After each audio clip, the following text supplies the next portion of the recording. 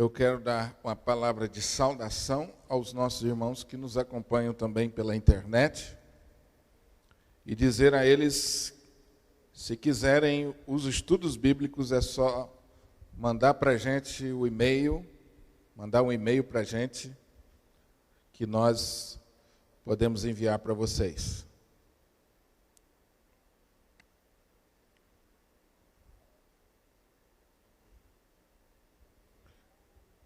Posteriormente, vocês podem mandar um e-mail para a igreja que nós mandamos para vocês, enviamos os estudos. Eu estou tentando me lembrar aqui de um irmão que me enviou um e-mail semana passada do Paraná. Não me recordo agora. Já estão na página, então é fácil de... Melhor ainda, já estão na página da igreja os estudos, então é só acessar. O irmão do Paraná me pediu para mandar para ele, que ele acompanhe os nossos estudos aqui. Amém? Eu vou começar a nossa reflexão essa noite, baseada em Êxodo 20, no conhecido texto dos 10 mandamentos. Mas eu preciso relembrar com vocês o último estudo. Porque esse estudo do capítulo 20, ele é sequência daquilo que aconteceu no capítulo 19. Então, por favor, uma olhadinha rápida no capítulo 19, vá me acompanhando. O capítulo 19 nos informa que agora Israel está no deserto de Sinai, na caminhada. Esse povo está na sua caminhada depois que saiu do Egito. E esse povo vivenciou algumas experiências e agora o texto nos informa que eles estão no deserto do Sinai. Eles partiram de Refidim e chegaram ao deserto do Sinai e ali se acamparam. E o texto nos informa que Moisés subiu ao monte Sinai, e então Deus falou com Moisés. Deus, então, nesse diálogo com Moisés, ele diz assim a Moisés: Moisés, fala à casa de Jacó e anuncia aos filhos de Israel. O que Moisés deveria falar e anunciar? Versículo 4. Tendes visto o que fiz aos egípcios, como os levei sobre asas de águias e vos chegueis a mim. Então, quarta-feira a gente falou bastante sobre isso. Qual é aqui o ponto de partida que Deus está usando para que Moisés falasse ao povo o que ele iria falar mais tarde? Qual é o ponto de partida? Deus está chamando o povo para trazer à memória o que havia acontecido. Então, Deus chama Moisés e Moisés, faça o povo lembrar como que eles chegaram até aqui. E olha que expressão bonita que o Espírito de Deus usa. Como os levei sobre asas de águia. O que essa expressão significa, hein? Levar sobre asas de águia. O que vocês entendem? O que Deus quer aqui transmitir com isso? Ser levado sobre asas de águia. Proteção. Há tanta coisa que a gente poderia pensar nisso, mas proteção, agilidade, rapidez, a altura. Não é isso? Enfim, Deus, para falar ao povo agora, Ele chama o povo para trazer à memória aquilo que Deus havia feito. Nós sabemos que com muita facilidade a gente esquece das coisas que Deus faz na vida da gente. E, aliás, é por isso que nosso Senhor Jesus Cristo também instituiu a ceia. Lembra das palavras da ceia? Fazer isto em memória de mim. Ou seja, todas as vezes que vocês se reunirem, vocês tragam à memória aquilo que eu fiz. Para que vocês nunca se esqueçam. Vocês já observaram como que com muita facilidade a gente sai da bênção e entra na murmuração e na reclamação e no medo, esquecendo tudo que Deus já fez por nós até aqui. Basta alguma coisa sair do nosso controle, que às vezes nós somos tomados por medo, e começamos até a duvidar. Então Deus, sabendo da natureza do seu povo, Ele diz, olha, faça um exercício com o povo, de trazer à memória. Aliás, domingo nós ouvimos uma mensagem assim com o evangelista Alisson. Trazer à memória o que me pode dar esperança. Então, depois que Moisés, então, fizesse o povo relembrar os feitos de Deus, Deus agora tem uma chamada para o povo. Que chamada é essa? Versículo 5.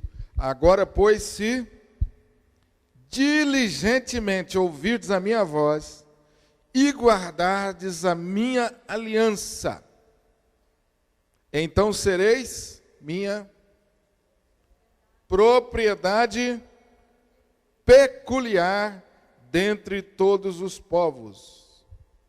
Porque toda a terra é minha. Vós me sereis. Vamos me acompanhando. Pode falar comigo para vocês participarem. Vós me sereis o quê? Vocês serão para mim um povo exclusivo. E vocês serão para mim reino de sacerdotes. E vocês serão para mim santos. Vós me sereis, ou vocês serão para mim. Então, olha a estratégia de Deus, que coisa maravilhosa e didática. Faz o povo lembrar tudo que eu fiz até agora, como que eles viviam no Egito, como que eu os tirei do Egito, como que foi a caminhada deles até aqui. Porque agora, da agora em diante, nós vamos começar uma nova etapa no nosso relacionamento. Nós vamos sair do namoro e do noivado e agora nós vamos nos casar. Eu estou chamando o meu povo agora para ser um povo de mais intimidade, de maior comprometimento comigo. Esse povo já era, desde Abraão, propriedade peculiar. Desde Abraão, esse povo que já está formado é um povo santo. Desde Abraão, esse povo está sendo formado para ser um reino de sacerdote. No entanto, Deus agora está, nesse momento, quem sabe, explicando melhor para o povo isso. A palavra que eu encontro aqui é isso. Você fala assim, pastor, quer dizer que a partir de agora esse povo é um povo diferente? Não, esse povo é diferente desde o início, mas eles não entendiam isso ainda. Essa maturidade acerca da identidade do povo, ela veio com o tempo. Assim como também comigo, com você, conosco, como crentes em Cristo Jesus. Muitas vezes a gente começa a caminhada da fé, mas ainda não entende quem realmente nós somos agora. E Jesus, na sua caminhada, no seu ministério, ele muitas vezes olhou para o povo e disse sobre isso. Vocês são sal da terra. Vocês são luz do mundo. O que Jesus está fazendo? reafirmando a identidade do povo, para que o povo nunca esquecesse quem eles eram e para o que eles deveriam ser ou fazer. Então agora é muito importante que nós que estamos aí no estudo da palavra entendamos que Deus está levando esse povo a um nível de comprometimento maior, a um nível de relacionamento maior.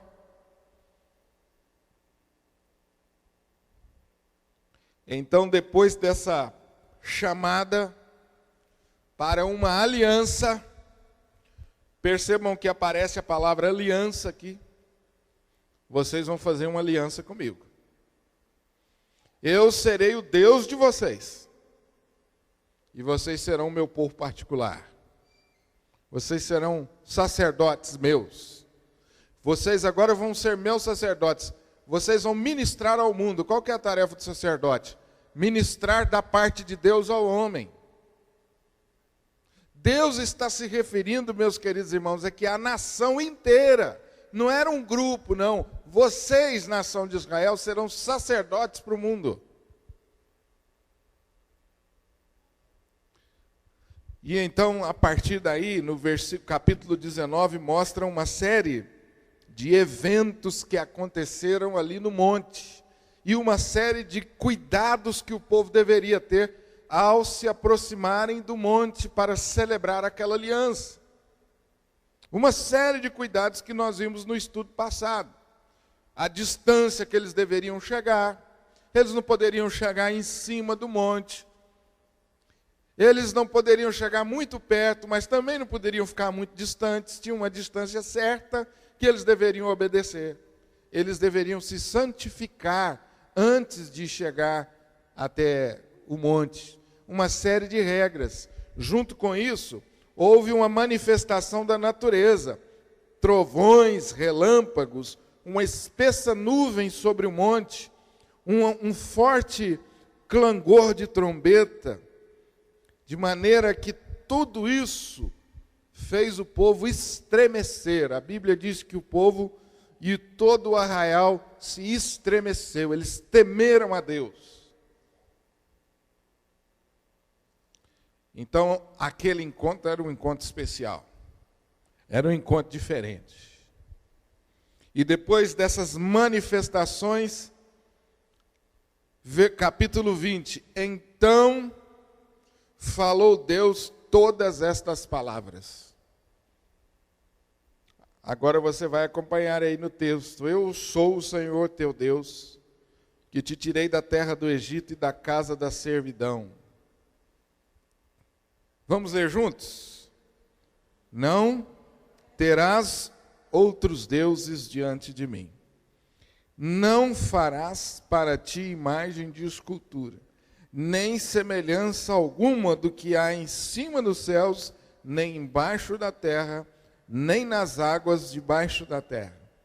Não as adorarás, nem lhes darás culto, porque eu sou o Senhor teu Deus, Deus zeloso, que visita a iniquidade dos pais nos filhos, até a terceira e quarta geração daqueles que me aborrecem.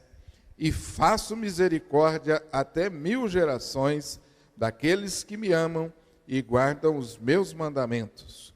Não tomarás o nome do Senhor teu Deus em vão, porque o Senhor não terá por inocente o que tomar o seu nome em vão. Lembra-te do dia do sábado para o santificar.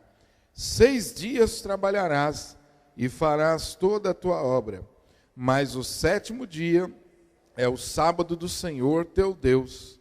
Não farás nenhum trabalho, nem tu, nem teu filho, nem a tua filha, nem teu servo, nem a tua serva, nem o teu animal, nem o forasteiro das tuas portas para dentro. Porque em 6 dias fez o Senhor os céus e a terra, o mar e tudo que neles há, e o 7º dia descansou. Por isso o Senhor abençoou o dia de sábado e o santificou. Honra teu pai e tua mãe, para que se prolongue os teus dias na terra, que o Senhor teu Deus te dá. Não matarás, não adulterarás, não furtarás, não dirás falso testemunho contra o teu próximo, não cobiçarás a casa do teu próximo, não cobiçarás a mulher do teu próximo, nem o seu servo, nem a sua serva, nem o seu boi, nem o seu jumento, nem coisa alguma que pertença ao teu próximo. Todo o povo presenciou os trovões, os relâmpagos e o clangor da trombeta, o monte fumegante, e o povo, observando, se estremeceu e ficou de longe. Disseram a Moisés: fala-nos tu e te ouviremos, porém não fale Deus conosco, para que não morramos. Respondeu Moisés ao povo: não temais, Deus veio para vos provar e para que o seu temor esteja diante de vós, a fim de que não pequeis. O povo estava de longe em pé, Moisés, porém, se chegou à nuvem escura onde Deus estava. Então disse o Senhor a Moisés: assim dirás aos filhos de Israel: vistes que dos céus eu vos falei, não fareis deuses de prata ao lado de mim, nem deuses de ouro fareis para vós outros.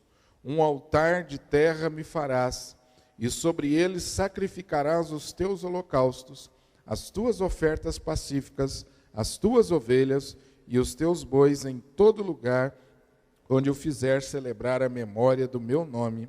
Virei a ti e te abençoarei. Se me levantares um altar de pedra, não o farás de pedras lavradas, pois se sobre ele manejares a tua ferramenta, profaná-lo-ás. Nem subirás por degrau ao meu altar, para que a tua nudez não seja ali exposta. Amém? Esse texto é conhecido por nós por como? Como que nós conhecemos esse texto? Os 10 mandamentos. Você já deve ter ouvido alguém falar o seguinte, falou assim: mas esses mandamentos aí, isso é tudo coisa do passado, isso não é para hoje. Isso foi lá no Velho Testamento. Isso não se aplica a nós hoje, século 21, uma sociedade tão evoluída, ser regida por esses estatutos ou por esses mandamentos? Não. Alguns dizem o seguinte: a gente não deve desprezar tudo. A gente pode aproveitar muita coisa do Velho Testamento, tem coisas que aproveita, tem coisas que não, a gente tem que saber. Afinal de contas, qual a relevância dos 10 mandamentos para os nossos dias? Qual a relevância para os 10 mandamentos? Dos 10 mandamentos para nós hoje? Há 3 considerações sobre os 10 mandamentos. Primeiro, são palavras de Deus, de Deus, Moisés transmitiu, mas o autor e o doador é Deus. Segundo, apresentam a aliança de Jeová com Israel.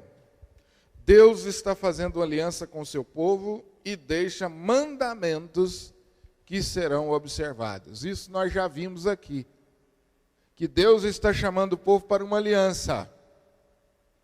Aliança envolve pelo menos 2 partes. Aliança envolve condições. Eu preciso me comprometer. Você, da sua parte, se compromete. Não é assim a aliança de casamento? Cada um faz lá o seu voto. E no final a gente ainda diz assim: enquanto a morte não vier, ou enquanto Deus nos conservar com vida, nós nos comprometemos em cumprir isso. Então, o casamento é um contrato de 2 partes, cada um tem a sua parte clara. Então, Deus está chamando o povo aqui para a aliança e está dizendo: a parte de vocês é esta. E começa então a falar sobre os 10 mandamentos. Como que vocês se tornarão cada vez mais um povo de propriedade exclusiva minha, um povo peculiar? Como que você vai se tornar santo a cada dia para mim? Como que vocês vão se transformar numa nação de sacerdotes. E então Deus vai orientá-los acerca disso. Os 10 mandamentos, então, queridos, é produto, e aí nós vamos no ponto 3, de uma aliança que foi aceita alegre e voluntariamente. Capítulo 19, versículo 8, diz que o povo respondeu: tudo que o Senhor falou, faremos. O povo concordou voluntariamente com a aliança. Deus não impôs a aliança. Amém? Os mandamentos, então, traçam uma linha de relacionamento vertical, ou seja, do nosso relacionamento com Deus, e também traça uma linha de relacionamento do homem com o homem. Nas palavras de Lutero, os 10 mandamentos formam um compêndio de doutrina divina, o qual nos ensina como devemos nos comportar a fim de que a nossa vida agrade a Deus. Então nós podemos dividir essas leis de Deus para o povo em 2 partes básicas. Primeiro, como que o homem deveria se achegar e adorar e servir a Deus. Segundo, como que o homem deveria se relacionar com o seu próximo. Aqui, ao mesmo tempo que Deus está estabelecendo aqui uma ordem, uma dinâmica para nós. Quando você quiser fazer uma avaliação espiritual da sua vida, você precisa pensar na sua vida nessas 2 dimensões. Como que está o meu relacionamento com Deus e como que está o meu relacionamento com o próximo. Pastor, eu queria fazer uma avaliação do meu relacionamento conjugal. Primeira coisa, como é que está o seu relacionamento com? Depois, seu próximo. A partir desse momento, aliás, a nossa vida cristã, não a partir desse momento, mas a nossa vida cristã sempre acontecerá nessas 2 dimensões. E quando nós falamos relacionamento com o homem, nós ainda podemos subdividir o homem cristão e o homem não cristão. Mas é homem. Então, tudo que Deus nos ensinou e deixou para nós fazermos, pode ser resumido desta maneira. Amarás o Senhor de todo e ao teu. Foi isso que Jesus ensinou para os seus discípulos, quando eles pediram para ele um resumão. Os discípulos estavam ia fazer vestibular, de certo, que vestibulando é que gosta de resumão. Então falaram com Jesus assim: Jesus, faz um resumo aí. Jesus, pois não, vou fazer um resumo. Ama a Deus e ao próximo como a ti mesmo. Ama ao Senhor de todo o coração, ao próximo como a ti mesmo. Ponto final.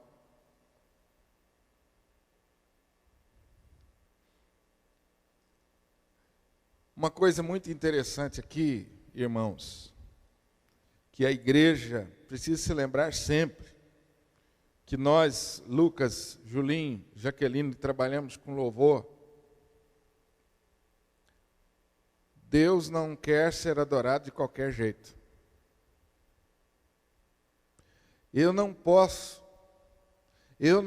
escolher o jeito que eu vou adorar a Deus. Deus já escolheu o jeito que Ele quer ser adorado.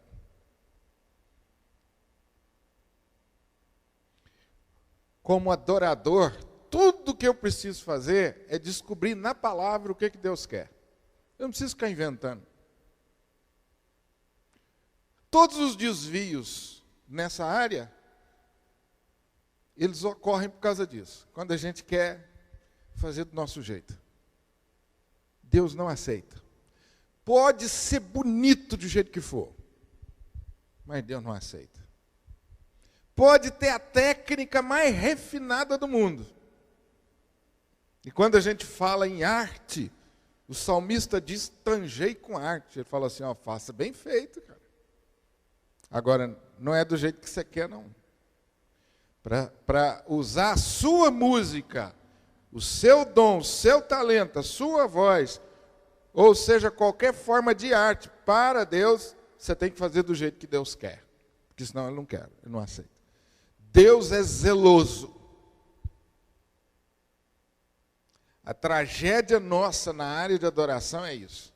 É que quando a gente vai pensar na adoração, a gente pensa naquilo que agrada o povo, as pessoas. Essa é a tragédia nossa. Pois não, Lucas?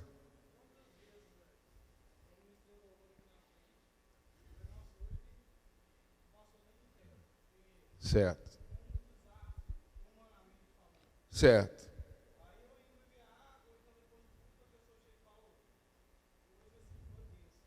Aham.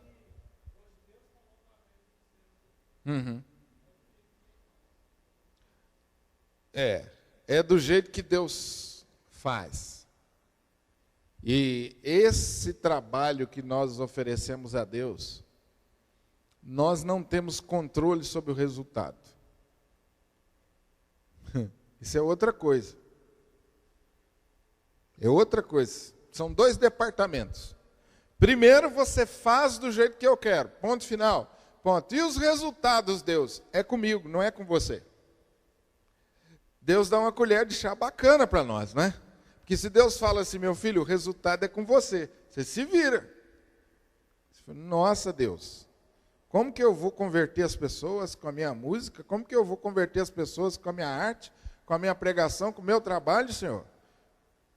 Deus já sabia que nós não tínhamos poder para isso. Ele não deu poder a nós para isso. Isso é obra do Espírito.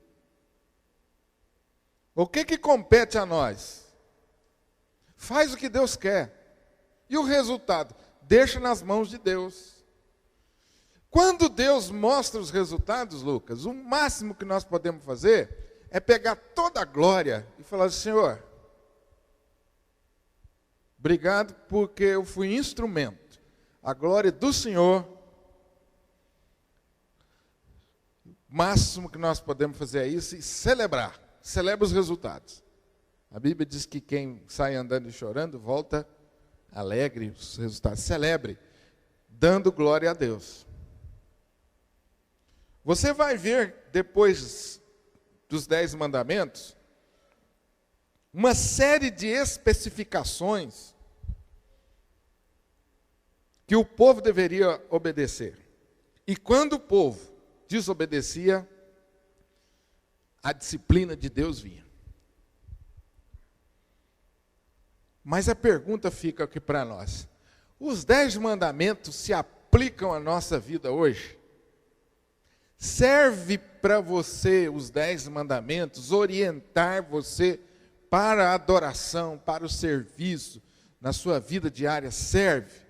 Ou isso aqui é coisa da lei do Velho Testamento e não se aplica mais, porque agora nós estamos na graça. Quarta-feira eu falei muito sobre isso. Eu estou me esforçando aqui para não repetir. E foi tão importante a matéria de quarta-feira, lei e graça, que é uma dúvida que nós temos.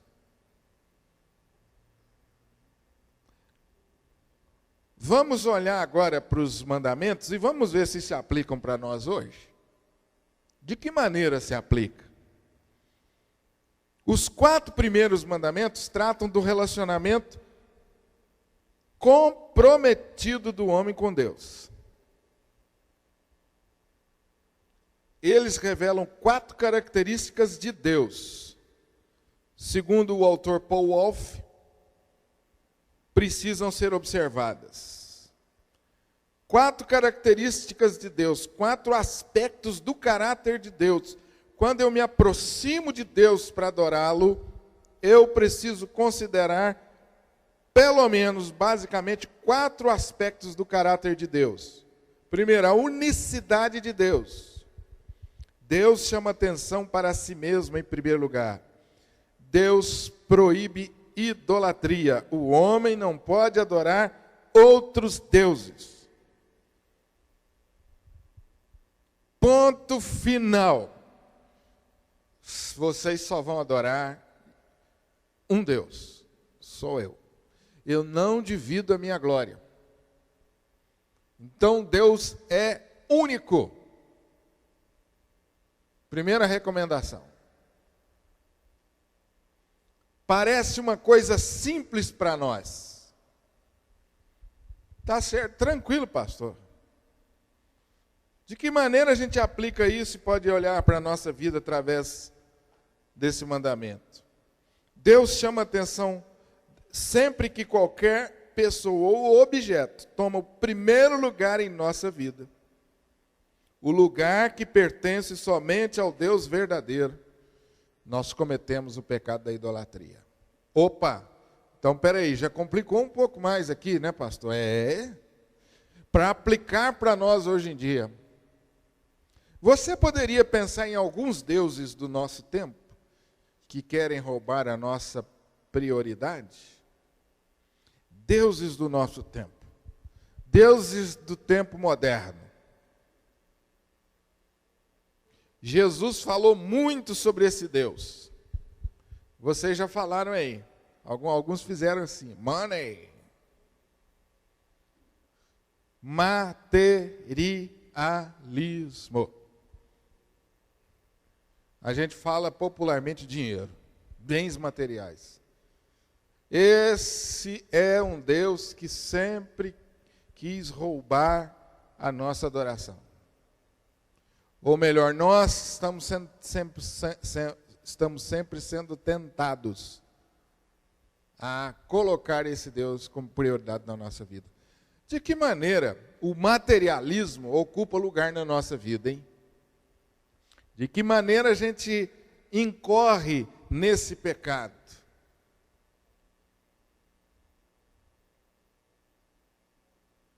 Vamos pensar, né? De que maneira a gente incorre nesse pecado? É muita coisa, não é, gente? É muita coisa.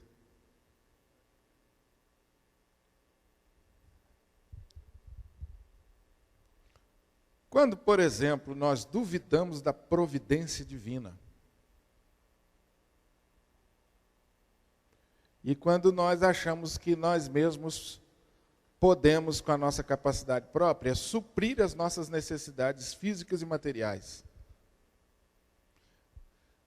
Quando Deus levou Davi a construir o templo, e Davi, posteriormente Salomão, orientou os dois, ele diz lá, toda a riqueza é minha, toda a honra é minha, toda a glória é minha. Eu sou o dono da prata e do ouro. Alguém falou aqui, baixinho, nos dízimos e ofertas. Agora, a gente corre o risco de pensar que dízimo e oferta é só você separar dinheiro. Domingo a gente falou rapidamente sobre isso no culto. Dízimo e oferta é uma maneira de você dizer não ao materialismo e dizer, eu confio em Deus para suprir as minhas necessidades. Se você traz o dinheiro, mas não confia em Deus, não teve efeito espiritual para a sua vida. Então, por isso que a gente tem que tomar cuidado.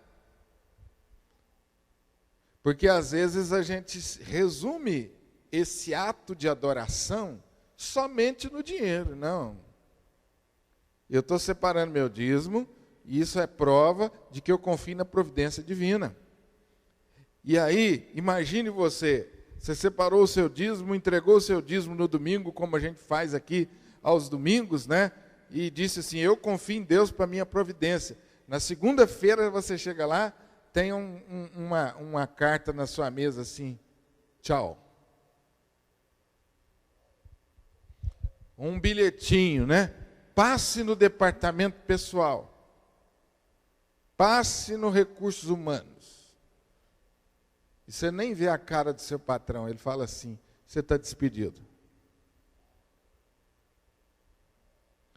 Aí você lembra do domingo à noite.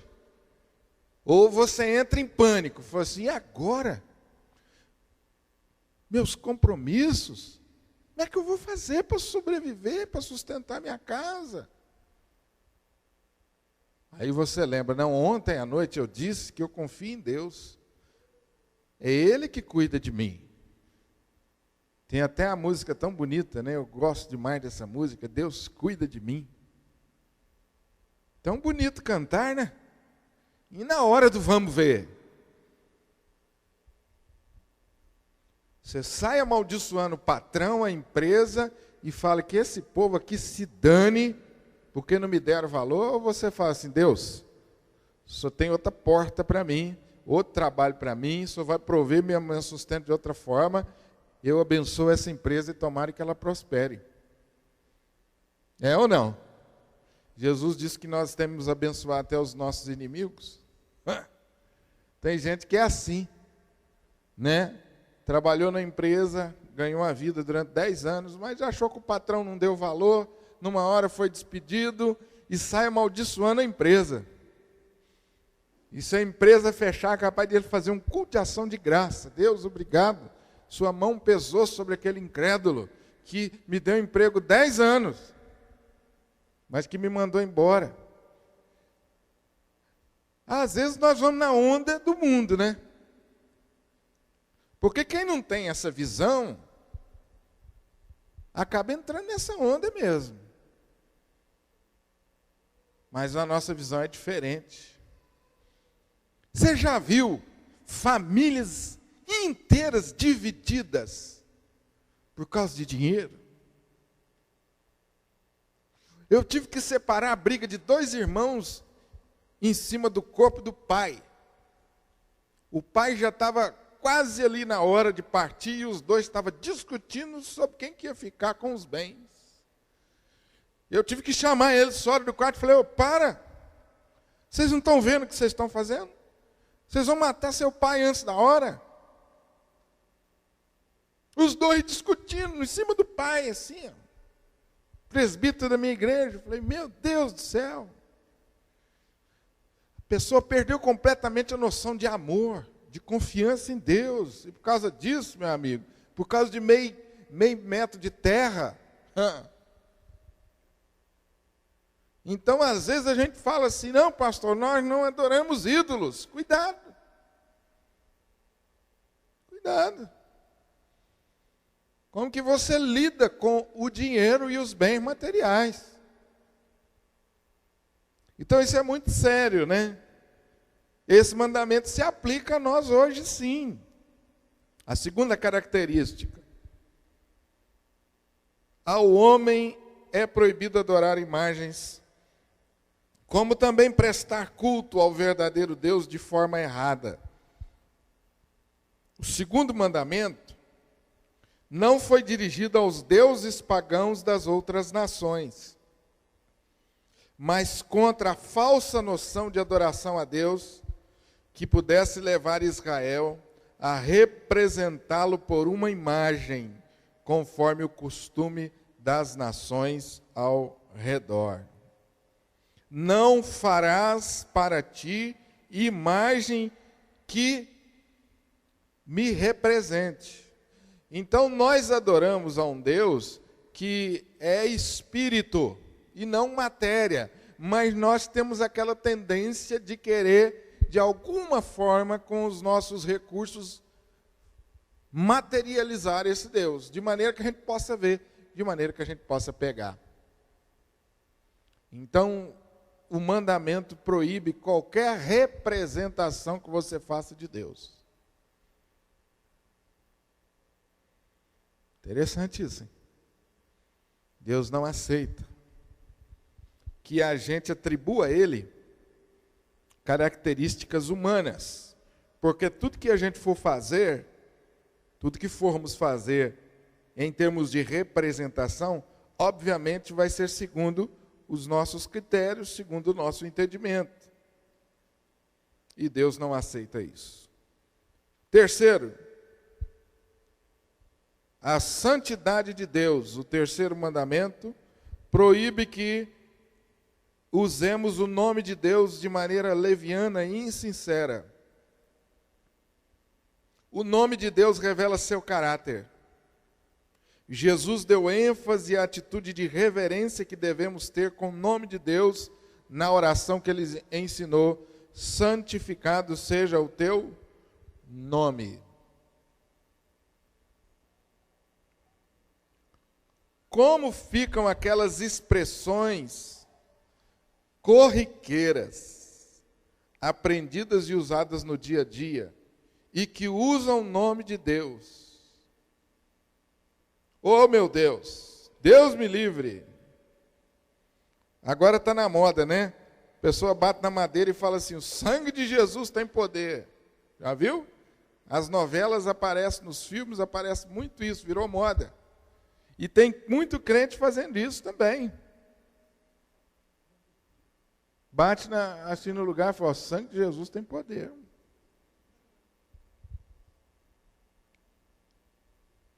Está errado você falar assim: Deus me ajude? Claro que não. O que manda é o que você está pensando. É isso mesmo que você está pensando? Você quer Deus me ajude? Eu vi uma história essa semana de um traficante que pediu ao pastor para orar por ele. Aí o pastor falou: você tem certeza que você quer que eu ore por você? Eu falei: certeza, pastor, faz uma oração aí para Deus me abençoar. Eu falei: mas você tem certeza mesmo? Ele falou: tem, pastor, que eu quero que Deus me abençoe. Eu falei: mas você tem certeza mesmo? Ele falou: tem certeza. Então tá bom, já que você pediu, eu vou orar. E o pastor então pediu a Deus para que transformasse a vida daquele homem, que tocasse o coração dele, tirasse ele daquela vida. Interessante que o traficante disse amém. Passado alguns dias, chamaram o pastor de novo, que o homem estava baleado no hospital, entre a vida e a morte. E ali ele entregou a vida dele a Jesus. Quem conta essa experiência é o pastor Paulo Júnior. Então, às vezes, a gente brinca com o nome de Deus, né? Não, Deus me ajude. Deus te ajuda no quê? Para que você quer Deus? Você quer Deus mesmo? Você tem noção do que é você caminhar com Deus e Deus caminhar com você? O que isso implica? Seja feita a tua vontade. Espera aí. Você está seguro disso mesmo? Eu tenho dificuldade com esse negócio, mas eu confesso a vocês que eu já me vi em situações que eu não tive escapatória. Inauguração de obra pública. O prefeito: pastor, puxa o Pai Nosso aí para nós. Pastor, faz uma oração. Então a gente tem que tomar muito cuidado, né? Até com as orações que a gente faz. Como a gente usa o nome de Deus? Será que nós estamos mesmo fazendo isso com consciência?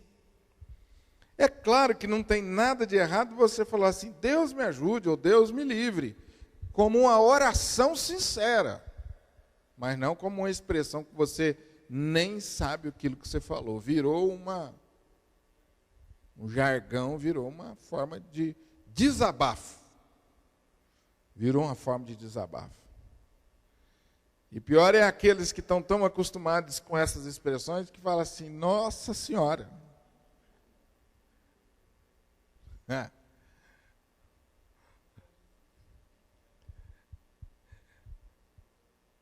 A soberania de Deus é o quarto aspecto do caráter de Deus nos 4 primeiros mandamentos.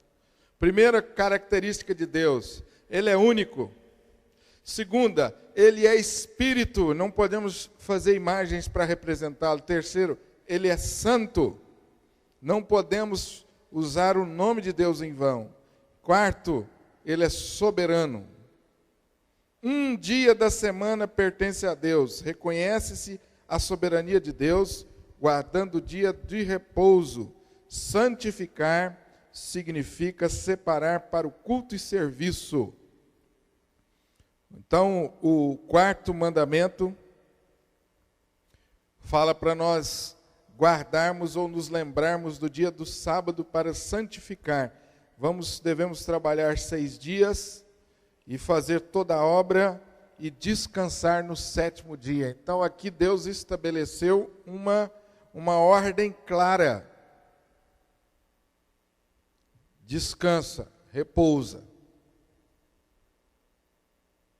Férias é recomendação divina. Férias é recomendação divina. Descanso é recomendação divina. Não é para viver de férias, mas é para ter férias, para trabalhar 6 dias e descansar 1.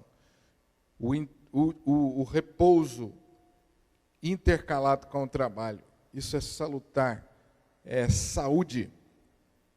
Segundo ponto, segundo aspecto, o homem em relação ao homem. A primeira parte dos mandamentos, os 4 primeiros, o homem em relação a Deus. O segundo, o homem em relação ao homem. Deus chamou Israel para ser propriedade peculiar, reino de sacerdotes, nação santa, dentre todos os povos. Era preciso garantir que, como nação, pudessem desenvolver relacionamentos humanos que honrassem a Deus. Então vem aí o 5º mandamento, que fala sobre você honrar teu pai e tua mãe, para que se prolongue os teus dias na terra que o Senhor teu Deus te dá. Respeito aos representantes de Deus na terra. Cabe o homem que não honrar aos pais, tampouco honrará a Deus. Essa é a base do respeito, de respeito a toda a autoridade. Aonde nós aprendemos respeito à autoridade? Em casa. A primeira autoridade sobre nós são nossos pais. E eles foram colocados na nossa vida por Deus. Sem respeito à autoridade não há ordem. Vira tudo bagunça. Deus é o Deus da ordem. Cada dia, a criação mostra que Deus fez tudo com ordem. Cada dia teve sua ordem, teve sua sequência. Deus valoriza a ordem. Isso é uma coisa, né, irmãos, que parece que os nossos dias estão em crise, né? Respeito à autoridade, principalmente respeito aos pais. É terrível quando você percebe que filhos bem novinhos já têm o controle de casa. Pais que muito cedo se tornaram reféns de suas crianças e não oferecem para as crianças uma noção clara de autoridade, de limite. Talvez essa seja uma das maiores crises dos nossos dias, não é? Talvez seja essa a explicação da rebeldia da juventude, do crime, da violência, a noção de limite de autoridade. Não teve. Quem não aprendeu a respeitar o papai e a mamãe vai ter dificuldade para respeitar outras autoridades. Muita dificuldade. Segundo lugar, na sequência, a proibição do homicídio, a valorização da vida humana, coisa que está sendo tão preconizada nos nossos dias hoje, né? Como quem nos fez, Deus conhece a maldade inata em nosso coração. E Deus freia essa maldade e nos exorta ao respeito e à integridade física alheios. Mas não esqueça a palavra de João: todo aquele que odeia a seu irmão é assassino. Então, qual é o ponto que Deus está destacando aqui agora? O respeito ao outro. Reconhecer o valor do outro. Reconhecer que todo homem, toda mulher é criatura de Deus, criado à imagem e semelhança de Deus.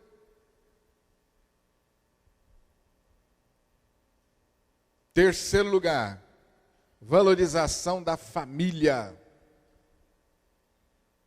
Esse mandamento protege o matrimônio por ser instituído por Deus. Não adulterarás. Jesus, ao interpretar esse mandamento, nos mostra que a lei de Deus tem a ver com pensamentos e intenções do coração. A lei de Deus não somente exige pureza do corpo, como também pureza nas intenções, pureza no íntimo, pureza na mente, pureza nas afeições. É interessante notar que quando se trata dos mandamentos do homem em relação ao homem, a ordem é primeiro aos de casa e depois aos de fora. Interessante isso. Primeiro honra teu pai e tua mãe, seja fiel ao seu cônjuge.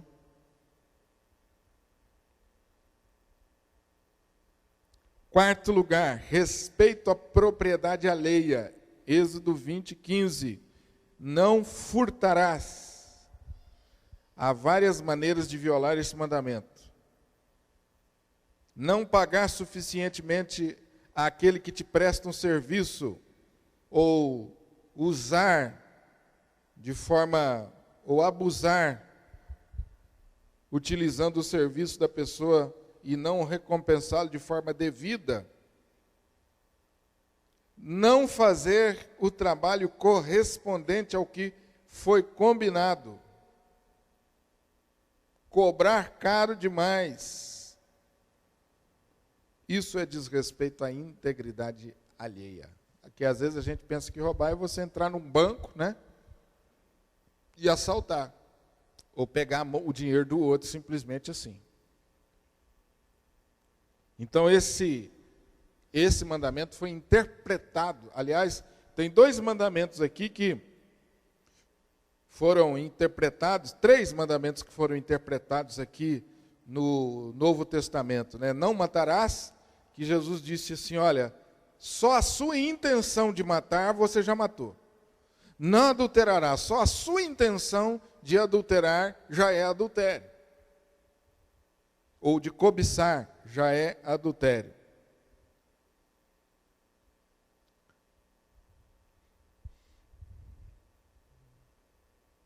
E não roubarás, né? Não é apenas você, como eu já disse, um ato público. Né? Há muitas maneiras de fazer isso. Como tem sido o nosso comportamento no trabalho em relação ao horário? Chegar atrasado, por exemplo, chegar a sair mais cedo é a produtividade. Ou seja, eu fui contratado para fazer um trabalho. E o meu contrato é de 8 horas por dia. Eu estou honrando esse acordo para o qual eu fui contratado? Ou eu estou dando um migué lá?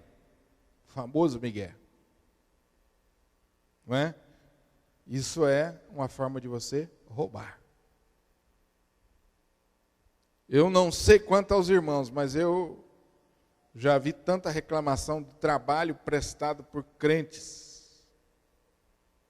Teve gente que falou para mim, pastor, eu não contrato serviço de crente mais. Já ouviram isso? Que coisa terrível. Eu quero um empregado, mas não quero crente não. Um irmão que se batizou ano passado na igreja falou isso, pastor, todos os empregados que eu tive crente me deu problema. Todos. Eu falei, não, mas não desiste não, que você vai achar gente boa, calma. E depois ele entendeu, falou, pastor, aquilo não era crente não, viu? Eu falei, ué, só tinha nome.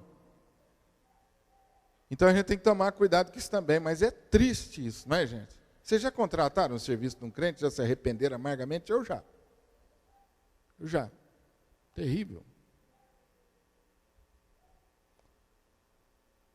Quando eu contrato serviço de um crente, eu gosto de brincar assim, Ezequiel, que igreja que você faz parte? A igreja tal, quem é seu pastor? Tal. Eu falei, então você faz direito, senão eu vou reclamar para o seu pastor. Aí o pessoal dá uma risadinha, brinca. Você queria falar?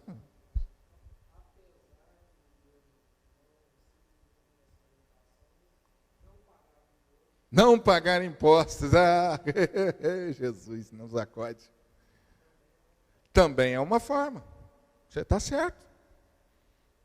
Apesar do governo não honrar a sua parte, ainda assim devemos pagar os impostos. É difícil isso, eu sei. Porque quem trabalha aí, quem tem empresa aí, sabe que o lucro vai tudo para pagar os impostos.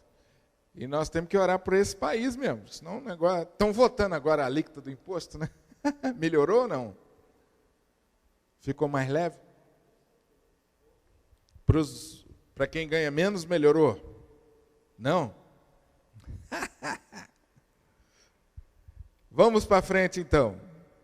A justiça, o testemunho falso sem valor e sem fundamento, constitui uma das formas mais seguras de arruinar a reputação de uma pessoa.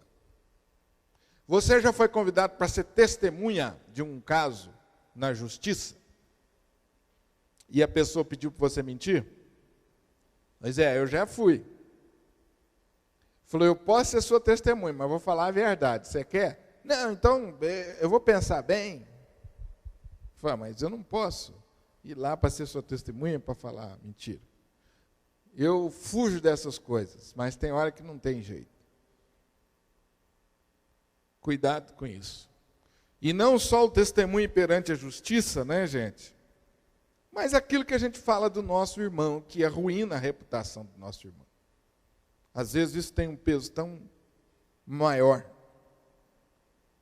É muito importante tomar cuidado quando somos solicitados a dar opinião a respeito de outras pessoas. O que dissermos poderá se tornar definitivo. Por último, o mandamento que se dirige aos nossos desejos. Outra fonte de pecado, de erros e de tentações. Não cobiçarás. A cobiça é o ponto de partida de muitos pecados contra Deus e contra os homens. Cobiça é o desejo imoderado e violento de possuir alguma coisa. Não se trata de um simples desejo ou de um simples anseio, mas do desejo que é sensual e não restrito ou disciplinado. Paulo faz referência a esse mandamento em Romanos 7, não apenas como autobiografia, é a biografia do ser humano, quando ele diz que o mal que eu quero, esse eu acabo não fazendo. O mal que eu não quero fazer, esse eu acabo fazendo. O bem que eu quero fazer, eu acabo não fazendo. Então Paulo fala dessa luta interior, que é a cobiça. Foi esse pecado interior que levou Adão e Eva à queda. Deus preservou seu povo nos 10 mandamentos, uma linha perfeita de relação vertical e horizontal. Alguém queria fazer alguma observação sobre cada um desses mandamentos? A gente poderia ficar aqui pelo menos 1 hora estudando. Então eu fiz assim um apanhado geral. Mas esses mandamentos, eles se desdobram e muita coisa para a nossa vida. Pois não, doutor Cássio?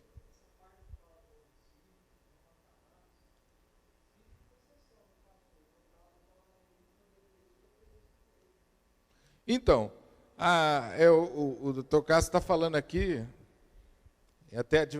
essa é a pergunta de advogado, né? O caso do não matarás. Existem as exceções que estão previstas em lei. Então aí já vem os desdobramentos dos mandamentos, né? Mas de fato existe, agora, a exceção, ela confirma a regra. O fato de que você tem aplicações diferentes. Aí você entra, por exemplo, também na eutanásia. É uma discussão hoje atual. Praticar a eutanásia é bíblico? Alguém tem o poder de fazer isso? O pai, a mãe, os parentes ou a própria pessoa? De deixar uma carta dizendo, se eu chegar nesse estado, pode desligar o aparelho lá e pum. Isso aí é uma discussão ética dos nossos dias e difícil, não é fácil. Mas você vai perceber, Cássio, que em relação ao povo na caminhada, Deus mesmo preveu algumas exceções aqui para frente. Que são desdobramentos dos mandamentos. Que aquele povo era um povo que estava começando a sua vida como nação, a sua vida civil. Então Deus precisou dar o mandamento e explicar muito sobre o mandamento. E vocês vão ver isso aí para frente.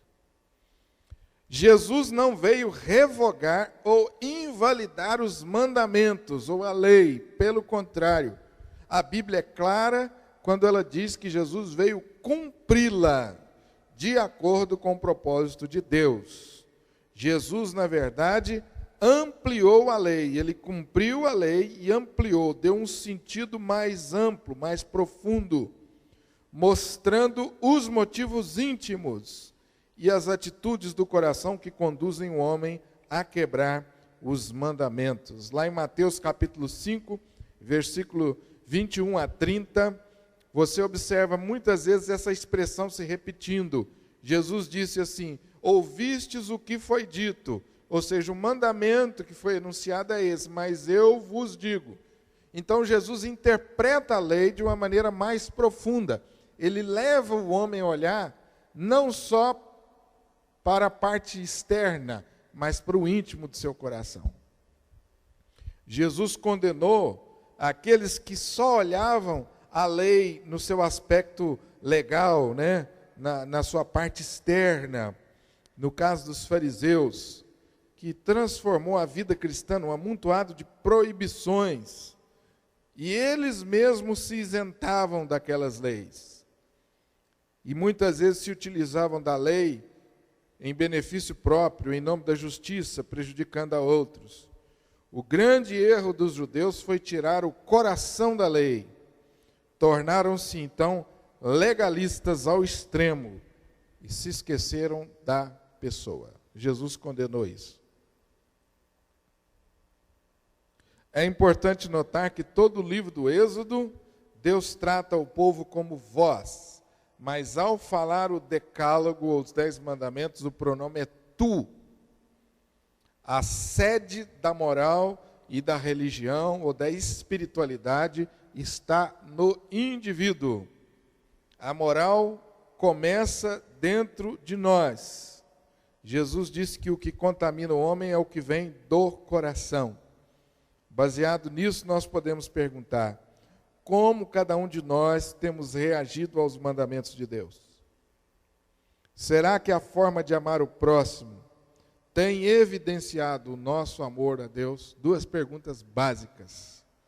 Cada um de nós devemos olhar para os 10 mandamentos desta maneira de interpretar mais profunda, olhar para o íntimo do nosso coração e ver isso. Às vezes a pessoa fala assim, eu nunca matei, estou livre disso. E o coração? Né? Será que você nunca desejou, não deseja que alguém que fez mal a você se estrumbique ali na frente? Né? Então isso é uma forma também de infringir o mandamento. Que Deus nos ajude a olhar para esses mandamentos na ótica de Jesus. Amém? Pois não. Quando as pessoas fazem?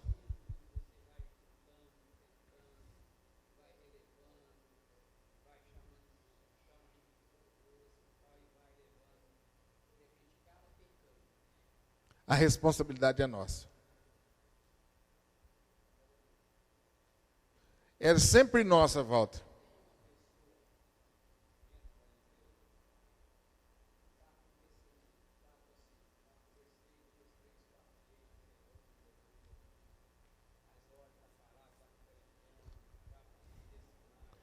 Sim.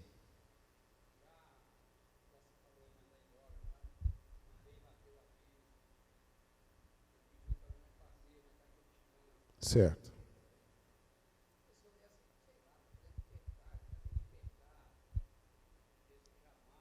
Aham. Aham. A Bíblia diz, Walter, que nós somos responsáveis em qualquer circunstância, nós somos responsáveis pelas nossas atitudes. Aí a gente lembra do caso de Adão e Eva. Quando pecaram, Deus foi falar com Adão, né? E Adão falou, foi a mulher que tu me deste. Aí Deus falou com Eva, foi a serpente. Então o homem tem sempre a tendência de transferir um pouco da sua responsabilidade para o outro. Mas Deus disse que essa responsabilidade é nossa. Ou seja, por mais que você tenha do seu lado alguém que incite você a pecar, sempre Deus tratará com você. É lógico que Deus tratará com ela. Mas quando Deus tratar com você, Ele não vai levar em consideração a outra pessoa, vai levar a sua responsabilidade. Entendeu? Aí, cada um de nós precisamos saber como lidar com pessoas assim. Se afastar das pessoas. No caso de você como empregador, você já usou todos os recursos. A demissão é uma coisa justa, porque às vezes nós, como funcionários, recebemos a demissão como disciplina de Deus. Concordam com isso? Às vezes foi mandado embora porque era um péssimo funcionário. Então isso é disciplina de Deus. Entendeu, Walter? Eu respondi a sua pergunta. Se alguém está te fazendo pecar e você não consegue resistir, o melhor que você faz é se afastar dele. Mandar embora? De forma nenhuma. De forma nenhuma. Eu estou entendendo que seu coração está querendo ajudar, mas chega um ponto que não dá. Você tem que dispensar. O trabalho do empregador é difícil muitas vezes na visão cristã. Né? Eu tenho uns amigos empresários que eles falam assim, pastor, a minha alegria é dar emprego para as pessoas e ver que com a empresa a gente está sustentando tantas famílias. Eu falei, bonita a sua visão. Agora a gente sabe que na prática mexer com pessoas não é fácil. Não é verdade? Você tem pessoas de todos os tipos. E às vezes você precisa usar desse recurso. Fala, olha, não dá para a gente caminhar junto. Não dá. E deixar claro para a pessoa, não dá por causa disso, disso. Está aqui os seus direitos. Ponto final. E aguenta firme. Isso acontece, Valdo, infelizmente. E às vezes a gente percebe que aquela pessoa está indo para o buraco. Porque já foi mandado embora de 2, 3, 4 empresas. Não tem um bom currículo. E o empregador quer ajudar. Mas você percebe que não dá. Mas a responsabilidade é sempre nossa. Antes de fazer a gente pecar, saia fora. Às vezes é assim, gente. O apóstolo Paulo falou isso. Cuidado com quem você anda. Com quem você se associa. Esses dias eu ouvi de um executivo que falou assim, olha, a melhor maneira de você escolhe o jeito que você vai mandar a pessoa embora do seu trabalho na hora que você contrata ele. Entenderam? Você escolhe o jeito que você vai mandar a pessoa embora na hora que você contrata ele. Então a gente tem que tomar muito cuidado na contratação, para depois na hora de mandar embora não ter uma dor de cabeça. Vasculhar bem a pessoa com quem você anda e com quem você trabalha. Para depois você não ter trabalho. Eu não sou empresário, mas a gente tem que lidar com essas coisas, serviço prestado, né? Até alguém que vai fazer